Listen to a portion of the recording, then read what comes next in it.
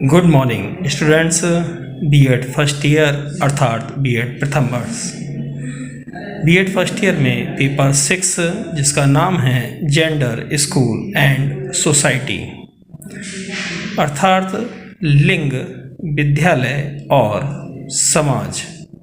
Unit first इकाई 1 के अंतर्गत आज हम जानेंगे meaning, definition and characteristics of society यानी समाज का अर्थ, परिभाषा और विशेषताएं।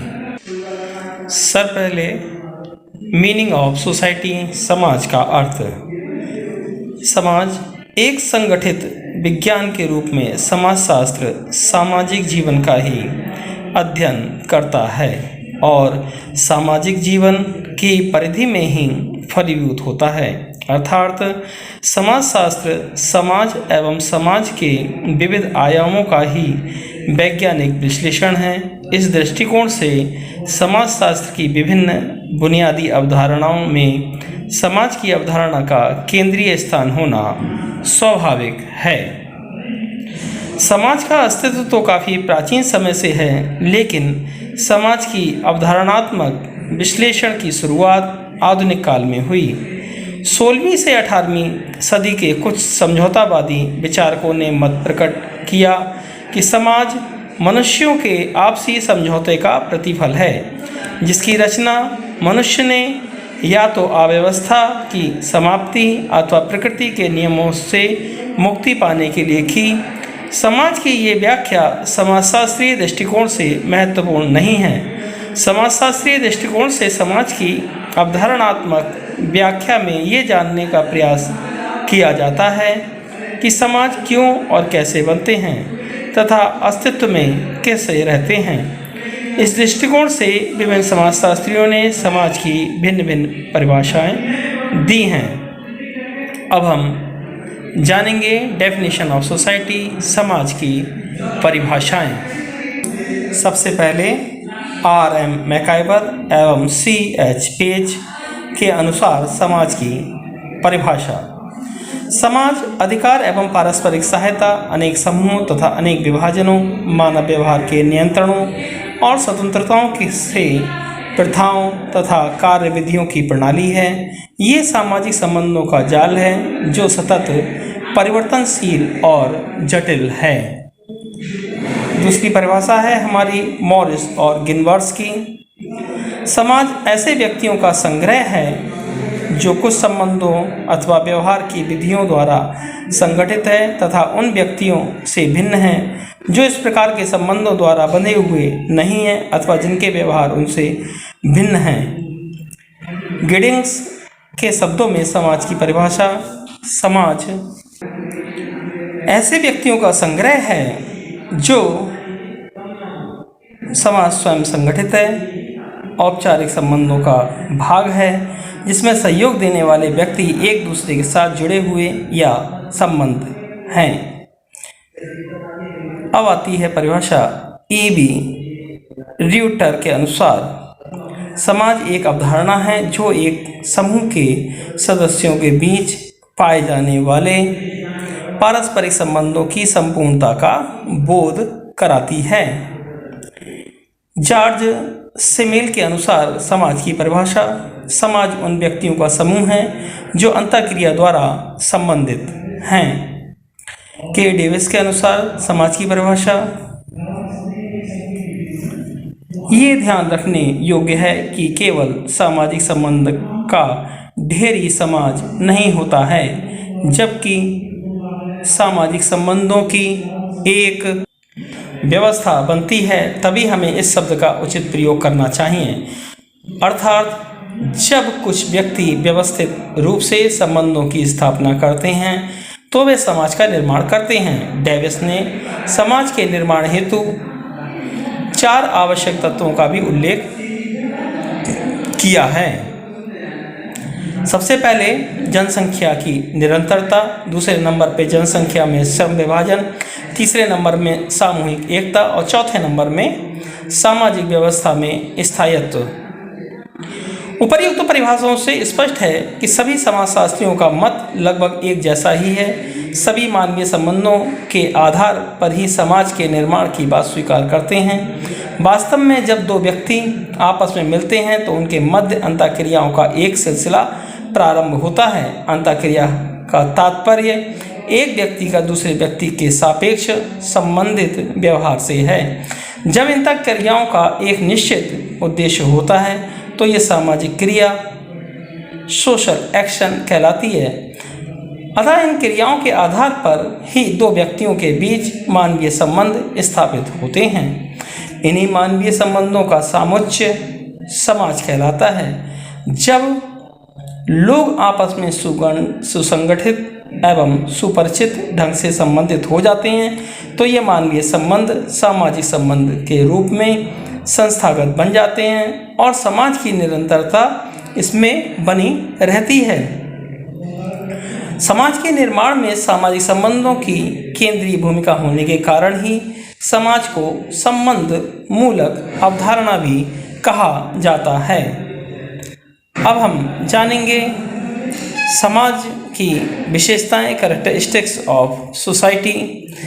तो कैरेक्टरिस्टिक्स ऑफ सोसाइटी में 6 पॉइंट हैं, जिसमें सबसे पहला पॉइंट है हमारा एब्स्ट्रैक्टनेस, अमूर्तता। सेकंड पॉइंट है हमारा अवेयरनेस, जागरूकता। थर्ड पॉइंट है हमारा इक्वलिटी एंड डिफरेंसेस, समानता तथा भिन्नता। और फोर्थ पॉइंट है हमारा इंटर डिपेंडेंसी अर्थात अन्योन्याश्रितता। और फिफ्थ पॉइंट है हमारा कॉपरेशन एंड कॉन्फ्लिक्ट अर्थात सहयोग और संघर्ष। और छठा पॉइंट है हमारा यूनिवर्सलिटी अर्थात सर्वव्यापकता। इन सभी के बारे में हम क्रमबद्ध तरीके से जानेंगे। सबसे पहले हम जानेंगे आपकी कैरेक्टरिस्टिक्स ऑफ सोसाइटी, समाज की विशेषताएं। मैकआइवर एवं पेज ने अपनी पुस्तक सोसाइटी में समाज की निम्नलिखित विशेषताएं बताई हैं, जिसमें सबसे पहले हम जानेंगे एब्स्ट्रैक्टनेस अर्थात अमूर्तता। समाज का निर्माण व्यक्ति नहीं बल्कि विभिन्न व्यक्तियों के बीच स्थापित होने वाले सामाजिक संबंधों से होता है। चूँकि ये सामाजिक संबंध अमूर्त होते हैं, इसलिए स्वाभाविक रूप से समाज भी अमूर्त है अर्थात समाज कोई तात्विक अवधारणा नहीं है। इसमें किसी भी ठोस यथार्थ का पता नहीं चलता है। सेकंड पॉइंट हमारा आता है अवेयरनेस अर्थात जागरूकता। मानव के जागरूक प्रयत्नों द्वारा स्थापित संबंधों से ही समाज का निर्माण होता है। जागरूक प्रयत्न का तात्पर्य उद्देश्यपूर्ण क्रिया है। उद्देश्य भी समाज के सापेक्ष ही होते हैं। पार्सन्स ने अपनी परिभाषा में समाज की इसी विशेषता पर सबसे अधिक जोर दिया है, जिससे जागरूकता का जानकारी हो लोगों को। अगला पॉइंट हमारा आता है इक्वलिटी एंड डिफरेंसेस अर्थात समानता तथा भिन्नता। प्रत्येक समाज में समानता तथा विभिन्नता के अंश आवश्यक रूप में से निहित रहते हैं। समानता से तात्पर्य क्या है? समाज के विभिन्न व्यक्तियों के उद्देश्य, उसकी प्रकृति, उसकी चेतना, उसका शारीरिक रूप, उसका ढंग आदि में एक रूपता से है। ये समानता की भावना ही सदस्यों को संगठित रूप में रहने के लिए प्रोत्साहित करती है। इसलिए समानता को समाज के निर्माण का प्रारंभिक तत्व माना जाता है। समाज को संगठित एवं प्रगतिशील बनाए रखने के लिए विभिन्नता का होना भी जरूरी होता है। इस संबंध में उल्लेखनीय है कि असमानताओं का स्वरूप दैत्य होता है अर्थात व्यक्ति तथा समाज की जो मुख्य आवश्यकताएं या उद्देश्य हैं उसके स्वरूप में समानता अधिक होती है। और उससे असमानता उन आवश्यकताओं की पूर्ति या उद्देश्य को प्राप्त करने के लिए अपनाई गई प्रविधियों में होती है, जैसे भोजन प्राप्त करना सभी व्यक्तियों तथा समाजों का प्रमुख उद्देश्य होता है। लेकिन इस आवश्यकता पूर्ति के लिए व्यवसाय का स्वरूप अलग होता है। कहने का तात्पर्य ये है कि समाज में समानता का तत्व सर्वव्याप्त होने के कारण ही असमानता का अस्तित्व होता है।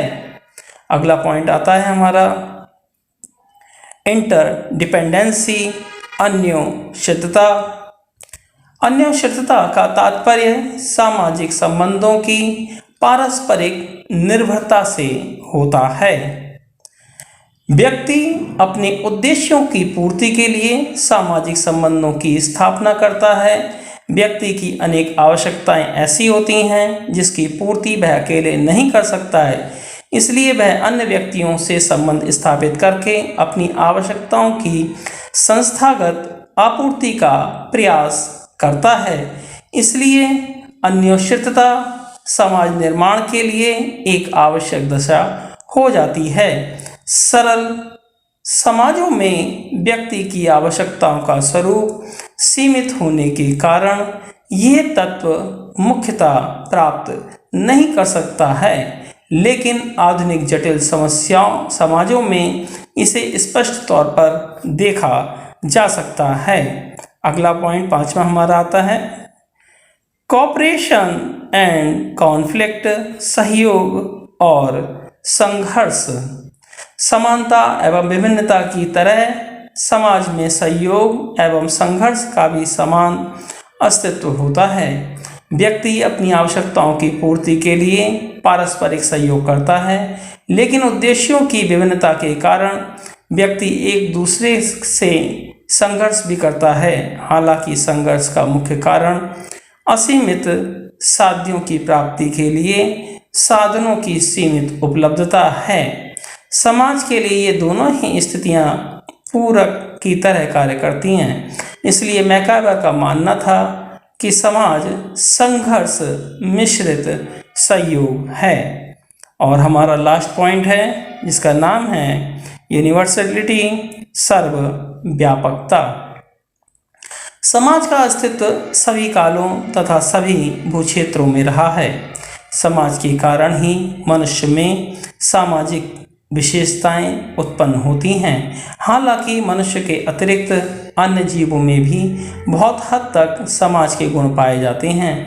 जैसे पशु पक्षी भी समूह में रहना पसंद करते हैं। कुछ अध्ययनों से पता चला है कि हाथी, मधुमक्खी, चींटी, दीमक आदि जैसे जीवों में सामाजिकता के गुण अत्यधिक पाए जाते हैं, परंतु पर्याप्त मानसिक चेतना के अभाव में ही पशु समाज को समाज की संज्ञा नहीं दी जा सकती है। Thanks for watching. धन्यवाद।